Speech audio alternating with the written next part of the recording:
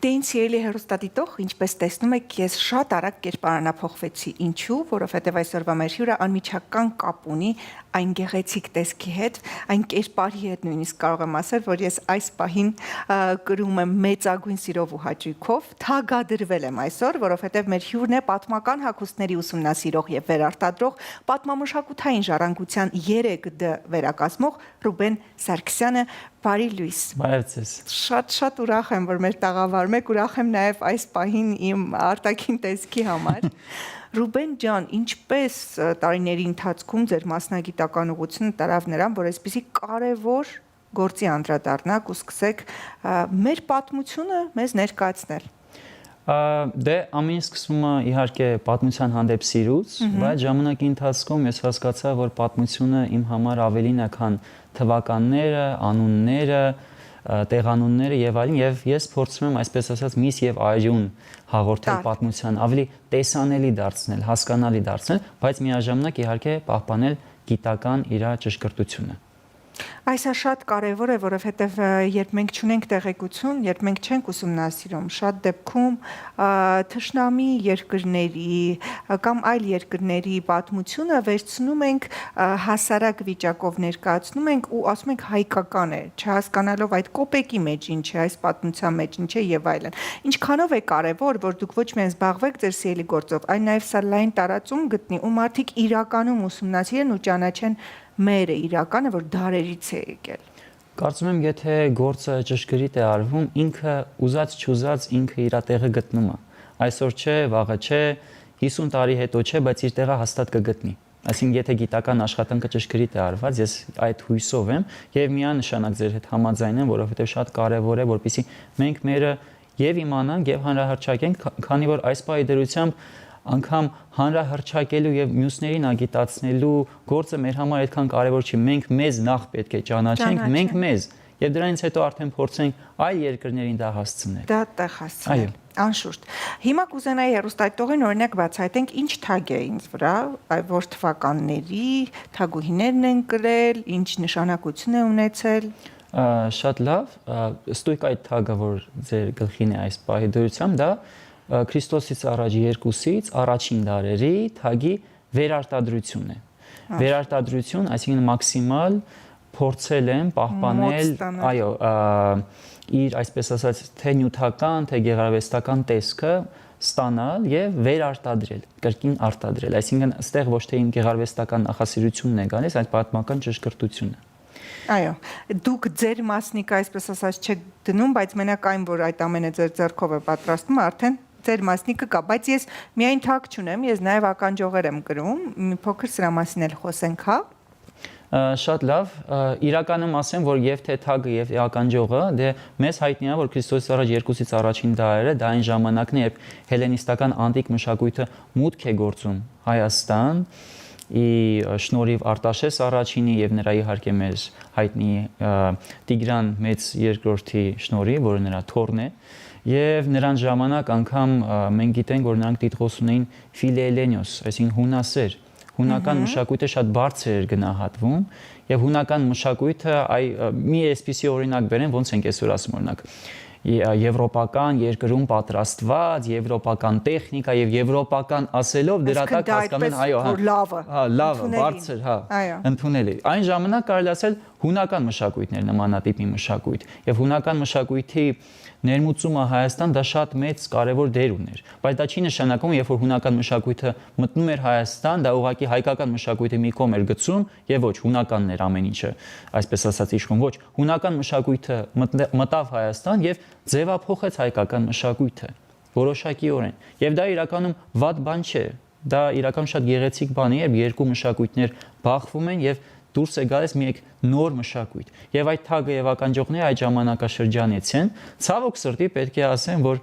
կանանց հագուկապի մասին մենք շատ ավելի քիչ գիտենք այդ ժամանակաշրջանից, քան արքան, որովհետև արքաները ի վերջո նրանք են եղել իշխողը, տանող ու տղամարդը իր ուրույն դերն ու նշանակությունն է ունեցել այդ թվականին։ Ես հիմա տեսնում եմ մեր սեղանին այսպես շարված թագեր, բնականաբար սա ձեր արած աշխատանքի են ամենամինիմալի մինիմալն է, որովհետև ամբողջ եթերը չի հերիքի ասել թե ինչպիսի հագուստներ, զարդեր, թագեր եւ այլն ձեր ձեռքին են պատկանում։ Մի քիչ պատմենք այս թագերի մասին, հա, որ արքաներինն են եղել։ Ձեր առջև որ դուք տեսնում եք, սրանք արդեն միջնադարյան Հայաստան են, ստոք այն ինչ որ դուք ձեր ձեռքում պահում եք, ինչպես գիտենք այս թագի պատմությունը եւ ինչպես գիտենք որ այդպեսին է եղել։ Սա մեր Կիլիկյան Հայաստանի Աննա կամ ինչպես մեզ հայտնի է Կերան, Կիր Աննա, Տիրուհի Աննա, թագուհու թագն է։ Եվ որտեղից գիտենք այս թագի պատկերի մասին, որովհետև մեզ հայտնի Թորոս Ռոսլինը, որ նաև կրթություն է ստացել արևելյան հռոմեական կայսրությունում եւ բարձր գիտակ էր իր աշխատանքի, նա պատկերել է Կերան թագուհուն իր ամուսնու հետ պսակադրության ժամանակ եւ պսակադրության ժամանակ պատկերել է նաև նրա գլխին թագը։ Եվ իրականում ասեմ, որ երբ որ մենք թագերի, հագուստների եւ ճարտարապետության մասին շուտով կխոսենք իհարկե, խոսում ենք, պետք է հասկանանք, որ դա լոկալ միայն ինչ որ մի երևույթ չէր։ Այսինքն այն ժամանակ եկար առևտուր տարբեր երկրների միջև, նյութերը այս երկրից այն երկրներ էին գնում եւ նմանատիպ թագեր միայն Հայաստանում չէին կրում։ Այսինքն հայկական թագը իհարկե առանձնահատկություններ ուներ, բայց նա իր զուգահեռները ունի նաեւ եվրոպական երկրների հետ։ Իսկ Կիլիկյան Հայաստանը իհարկե շատ ավելի մոտ էր արևմուտքի, քան արևելքի հետ։ Եվ ունենալով Թորոս Ռոսլինի այդ մանրանկարի վրա պատկերված Կերան թագը, ունենալով դրա զուգահեռները եվրոպական այլ թագուհիների հետ, մենք կարողանում ենք հասկանանք, թե ինչպիսին է մեր թագը եղել, ըստ այդ բոլոր տեղեկությունների։ Իրականում բարդ չէ պեղել այդ բոլոր պատմությունները ու նկարները, որքանով կամ պահպանված, որտեղից եք օգտվում, ուր եք գնում, ինչ գրքեր եք ուսումնասիրում։ Աղբյուրների իհարկե ուսումնասիրելը շատ բարդ գործ է, դա տարիների աշխատանք է, այսինքն սա միայն տեխնիկական աշխատանք չի։ Այսինքն նստեցի, սարքեցի եւ այլն։ Իրական ուսումնասիրությունը կարող է տևել տարիներ, պատրաստել կարող է տևել 2 ամիս, շատ ավելի քիչ, հա։ Եվ այստեղ իհարկե մի օրինակ բերել եմ իմ գրքերից մեկի, որտեղ ողջ աշխարհի թագերի պատմությանը նվիրված գիրք է, հանրագիտարան է, որտեղ իհարկե հայերը բացակայում են անշուշտ, բայց մեր հարևան երկրի իհարկե տիրակալներ այստեղ կան։ Սա նաեւ խոսում է նրա մասին, թե մենք ինչքան անելիք ունենք դրսում մեր պատմությունը ներկայացնելու։ Այո, եւ այդ ուսումնասիրությունները թե պատկերագրային, թե տեղեկատվական, որովհետեւ մենք օրինակ ունենք պատկերը թագի, բայց ունենք օրինակ պատմիչին, որը հիշատակում է թե ինչ քայլեր են կիրառել այդ թագերի վրա։ Ահա, ու այդտեղից այնտեղ պիտի զուգահեռվում է։ Եվ ինչն է հետաքրքիր, որ երբ որ Թորոս Ռոսլինի պատկերը նայում ես, դու հասկանում ես, որ այդ մարդը իսկապես հասկանում էր ինչ ան է պատկերել, որովհետև հիշատակություն կա, որ թագերի վրա օգտագործում էր 4 տեսակի քար, դրանք էին շափյուղան հայերեն, կամ ասած սապֆիրը, կապույտ գույնի, զմրուխտը, որը կանաչ է իհարկե, կարմիրը, սուտակը, ռուբինը, այսպես ասած, եւ 4-ը կամ ադամանդը կամ մարգարիտը։ Եվ այդ նկարների վրա որ տեսնում եք, այնտեղ տեսնում եք, որ այդ գույները անգամ համապատասխանացված է թագի վրա ցույց տրված վիճակում։ Եվ իդեպ ասեմ, որ վերածննդի ժամանակաշրջանում մի այսպիսի տեսակետ կար, որ այդ բոլոր քարերը, որոնք որ տիրակալները կրում էին իրենց թագերի վրա, խորհրդանշում էին 4 տարերը, այսինքն կրակը ռուբինը, կարմիրը, կապույտը, շափյուղան, սապֆիրը, մարգարիտը իհարկե ջուրն էր խորհրդանշում եւ 4-ը զմրուխտը դա հողն էր խորհրդանշում։ Այո։ Դրա այդ տեսակետի հեղինակը Բենվենուտո Չիլինին է, վերածննդի ժամանակաշրջան ինքը հայտնի էր որպես եւ քանդակագործ եւ որպես ոսկերիչ, եւ այդ տեսակետը ինքը առաջ է քաշել եւ նույն բանը մենք տեսնում ենք նաեւ մեր թագերի մեջ։ Մեր պատմությունը իրականում համաշխարհային պատմության մի մասն է։ Եվ եթե ինչ-որ մի բան դու չգիտես, ոնց որ օրինակ puzzle-ի մի հատված դու չգիտես, դա կարողանում ես լրացնել ի շնորհիվ զուգահեռների այլ երկրներից։ Ռուբեն, անասելի աշխատանք եք դուք կատարում ու կարծես համակարգիչ լինեք, որ պատմության բոլոր դրվագներին ծանոթ է, ինչպես է այդ սերը եկել պատմության հանդեպ ու արդյոք ընտանիքում կային մարդիկ, ովքեր ուղղորդել են, թե դուք փոքր ժամանակվանից հասկացել եք, որ սա ձեզ հետաքրքիր է։ Թենա կարծում եմ, որովհետև մեր ընտանիքում ինչպես կարելի ասել, բոլորը ճարտարապետության եւ մշակույթի գծով են գնացել։ Այսպես ասած մշակույթը մեր տան անբաժանելի մասն է։ Իմ հայրը ինքը ճարտարապետ է եւ դոցենտ է, ճարտարապետության շինարարության համալսարանում դասախոս է, բայց նաեւ քանդակագործ եւ նկարիչ է կողքից։ Խնդրեմ, հա թե որտեղից է գալիս։ Բայց իրականում որ անկեղծ ասեմ, որ ընտանիքն է ազդել դրա վրա, որ չգիտեմ, իմ մոտ է սերը առաջացել, չեմ կարող ասել, որ այդպես է եղել, որովհետև մեր մոտ ուղղակի սեր չէ, սա նաև նորություն, նոր ձեռագիր բերել է, որովհետև ամեն մեկը չէ, որ գիտի պատմություն, նաև որոշում է դրան համուհոտ տալ եւ մեզ բերել, հասցնել, հա, օրինակ կպատմեք այստեղ էսքիզների մասին, որոնք ձեռագրով գրված են։ Սա իհարկե կարելի ասել, գիտեք, մի օրինակ բերեմ, օրինակ այսօր հատկապես արհեստական բանականություն տերմինը համոզված եմ բոլորին ծանոթ է։ Ցավոք սրտի նա այն աստիճան դեռ չի զարգացել եւ շատ դեպքերում նա կարող է գիտականորեն ոչ ճշգրիտ պատկերներ տալ կամ տեղեկություն տալ եւ դրանով շփոթեցնել մարդուն։ Եվ ես դա արհեստական բանականության, ոչ արհեստական բանականության ձևաչափն եմ, այսպես ասած, կատարում։ Տեղեկության հավաքագրում, այո, եւ այդ ամեն ինչը վերածվում է պրակտիկի միջոցով գործի։ Եվ սա հենց ճիշտ էջն էլ դուք բացել եք, սա որ դուք տեսնում եք, սա մեր մոտ եթե գնում ենք օրինակ Հաղպատավանքում մենք կարող ենք տեսնել մեր Խոսրովանուշ թագուհու կողմից Հաղպատի եկեղեցին որ կառուցել է, ի պատիվ իր երկու որդիների Գուրգենի եւ Սմբատի, եւ այստեղ ունենք մենք Գուրգենի, Կյուրիկեի պատկերը, որտեղ նա պատկերված է Բագրատունյաց թագով։ Այո։ Այսինքն մենք ունենք այստեղ Բագրատունյաց թագի եզակի դեպքերից, որտեղ թագը պատկերված է քարի մեջ, այնտեղ կարող եք տեսնել եկեղեցու վրա։ Եվ այնտեղ կարող ենք տեսնել այս կլոր հատվածները, որոնք որ անշուշտ խոսում են, որ այդտեղ ժամանակին քարեր են տեղադրված եղել։ Եվ այս ամեն ինչին գումարվում է նա, որ կողքից հիշատակում է, թե ինչ քարեր են կիրառել։ Եվ այդ դրան նաև գումարվում է եվրոպական երկրներում համաժամանակյա, օրինակ մեր հարևան երկրում, բյուզանդական կայսրությունում ինչ քարեր են կիրառել, ինչ տիպի, ինչ տեսակի թագեր են եղել։ Այդ ամեն ինչը կպնում է ու վերածվում է, այո, ձեր առջև սա հենց Գուրգեն Կյուրիկեի թագի վերարտադրությունն է իր կառուցվածքով։ Թագի անշուշտ իհարկե ծանր է։ Հա, բայց արժի։ Իրականում շատերը անգամ մի անգամ այսպիսի մի հաղորդման ժամանակ Անգլիայի թագուհուց երջանկահիշատակ հարցազրույց էին վերցրել եւ նա մի անգամ ասեց, որ մարդիկ մոռանում են, որ երբ որ ասում են թանկարժեք քարը դա միևնույն է քար է։ Այո, եւ քարը ունի կշիռ, այո, նա բավականաչափ ծանր երևույթ է։ Եվ շատ դեպքերում արքաներին կամ կայսերին շատ դեպքերում անգամ թագերով չեն հանդիպել։ Օրինակ Նիկոլա II-ը ռուսական կայսրության վերջին արքային իրեն տեսել են թագով երկու անգամ, առաջին անգամ երբ որ նրան թագադրել են եւ երկրորդ անգամ երբ որ Նիկոլաևսկի սաբորն էր բացում։ Թագը շատ ծանր երևույթ է։ Ծանր բեռ է, այդպես մի ցկտեք թագադրվելու եւ թագավոր լինելու, որովհետեւ դա իր հետ բերում է հետևանքները, այդ ծանր կշիռը կրելու եւ տանելու, թե ուղիղ, թե փոխաբերական իմաստով այս պարագայում։ Այո, այո։ Ինձ շատ նաեւ հետաքրքրեց այս գեղեցիկ ձեր վզին, չգիտեմ, վզնոց ասեմ, ինչպես է դա կոչվում, այն ժամանակ, ինչ է դա իրենց հիմա ներկայացնում, որքանով է օրինակ արդի, որ հիմա մեր տղաները այսպես կգրեն։ Հավանաբար 21-րդ դարում սա կարելի անվանել տարօրինակ չոկեր, ժամանակվա չոկերներից, ահա։ Բայց շատ գեղեցիկ է։ Իսկ կանայք չեն կարող սա գրել, թե տղամարդկանց համար նախատեսված վրա հանդիպում։ Իսկ օձը Վիշապոց։ Իրականում զարդերը որպես այդպեսին նրանք նախապես ունեցել են որպես պաշտպանող խորհրդանիշ։ Այսինքն զարդը մենք կրում ենք իհարկե զարդարել բառն է մեր մտքին գալի, բայց հին ժամանակներից մինչև այսօր զարդը կրում են նրա համար, որպեսզի այսպես ասած չար ուժերից մարդուն պաշտպանեն։ Եվ եթե կհիշենք, որ դեռ մեր տատիների ժամանակ, որ ասում էին, օրինակ ռուսեն ասեմ,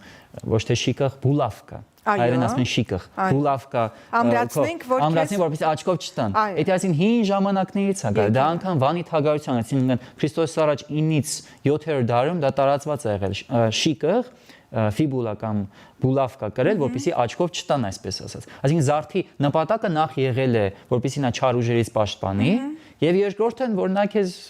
շքեղություն տա։ Եվ սա ինչ որ կա, սա Քրիստոսից առաջ ինչպես 8-րդ դարում է տարածված եղել, այնպես էլ Քրիստոսից առաջ 2-ից առաջին դարերում, այսինքն անտիկ ժամանակաշրջանում։ Եվ ստույգ այս նմանատիպ մի վզնոց նույնպես քանդակի տեսքով մեզ հասել է համոզված եմ Նեմրութ լեռան մասին բոլորս լսել ենք սրբավայրի մասին որ Անտիոքոս Երևանդունին է կառուցել աստվածները գահերի վրա նստած եւ այնտեղ տարբեր պատկերներ կան հայոց արքաների իրեն մակագրած է տակը թե որ արքան է Այս հատուկ մեր հարևան երկրների համար եմ ասում, որպեսզի չասեն, որ սա հայերը իրանց գովում են, իրանց են վերագրում, այո, գրված է, թեև իրանք չեն սիրում դրա մասին խոսալ, եւ այդ պատկերներից մեկի տակ գրված է Երևանդ հայոց արքա, հունարենով իհարկե։ Ու պատկերի վրա Երևանդի վզին նմանատիպ մի, այսպես ասած, չոկեր կա։ Եվ չգիտեմ, ես իհարկե չեմ հավատում, որ սա ինձ չար ուժերից պաշտպանում է, ավելի շատ իրան գրում եմ զարդարանքի տեսանկյունից, բայց այնքան է ինձ այս ամեն ինչը գրավել, որ ես նաև որոշակիորեն ինտեգրվել եմ այդ մշակույթի մեջ։ Բայց համաձայն եք, որ ոչինչ պատական չի լինում, ուսորաբար նույնիսկ մեր մեծերը, երբ իրեն զարդերը փոխանցում են ժառանգաբար, ասում են սա քեզ կրի եւ այլն, ի վերջո ինչ որ էներգետիկ դաշտ կա այդ զարդերի մեջ, որ պահվում է, նույնիսկ ասում են երեկոյան զարդերը հանեք, որպեսզի այդ չար էներգիան, որը որ հա զարդերը վերցրել են իրենց, այդպես չքնեք, արթնանաք ու նորից։ Ես հավատում եմ էներգիային, այսպես ասեմ, իհարկե այդպես չար ուժեր չէի ասի, բայց բացասականը կարող են վերցնել, այո, մաքրես, ջրին պատմես, անցնի գնա։ Ռուբեն, անչափ շնորհակալ եմ շոտ հետաքրքիր զրույցի համար, ինձ թվում է մեկ եթերն էլ բավական չէ, մենք կարող ենք անվերջ զրուցել, որովհետև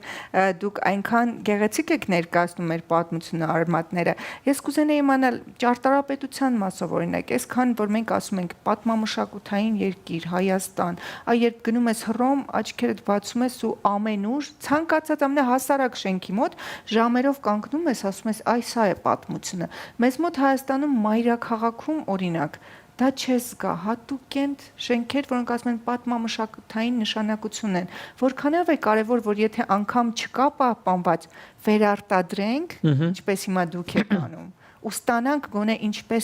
ինչպիսին է եղել։ Ճարտարապետության դեպքում մի փոքր այլ է, որովհետև հագուստի վերարտադրությունը եթե ընդունելի է,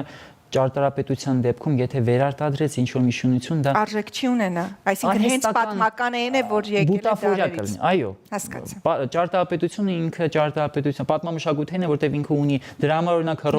Հռոմ որ այցելում ենք, դուք համոզված եմ տեսել եք Ֆորում Ռոմանումը, որտեղ տուրիստներին տանում են, եւ այդ սյուները, բաները, իրան գիտեն այդ տաճարը ինչպիսի տեսք ունեցել, իրան գիտեն համաչափությունները կարան չեն վերակառուցում։ Որ հենց այդ հնությունը դուք գաս այդ փոքրիկ այո, Կոլիզեի կեսը երևի թե տեսեք, ինքը փլվա չեն վերակառուցում, որտեղ պատմամշակութային արժեքը կկորի։ Բայց մեր մոտ որտեղ փնտրենք։